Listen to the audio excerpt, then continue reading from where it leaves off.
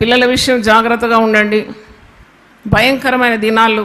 పిల్లలను దేవుడు కాపాడాలంటే కూడా మీరు ప్రార్థించాలి కదండి.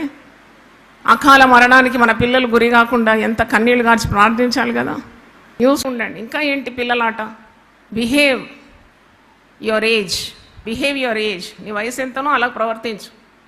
ఇప్పుడు తల్లిదండ్రులకు అంతా ముసలితనం అంటే ఇష్టం లేదు. They want to look very young. బుద్ధి జ్ఞానం లేని కంచెర గాడిదలని వాక్యంలో నేను అనడం లేదు. నా మీద కోపగిస్తే నేను ఆయన జవాబుదారిగా. బుద్ధి లేదు, జ్ఞానం లేదంట, గాడిదలంట, గుర్రాలంట. వీరు పిల్లల భవిష్యత్తు చూడాలి, పిల్లల కొరకు మొరపెట్టాలి, సంపాద్యం పిల్లల కొరకు ఉంచాలి, వారి భవిష్యత్తు చూడాలి, కన్నీళ్లు గార్చాలి. అది లేదు. వీళ్ళకి యవ్వనంగా కనబడాలట. ఎందుకండి మీకు అది ఆశ?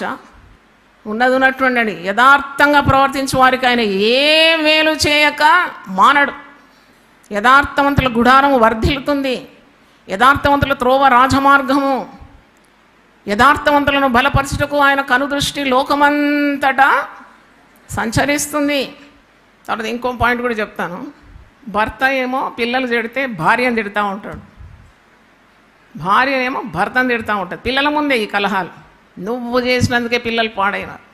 ఈమంటది నువ్వు చేసినవాళ్ళు, ఆయన అంటే నువ్వు చేసినందుకే పిల్లలు పాడైనారు. పిల్లలు పాడైన మీ ఇద్దరు తప్పులు ఉన్నాయి దాంట్లో. ఒప్పుకోండి.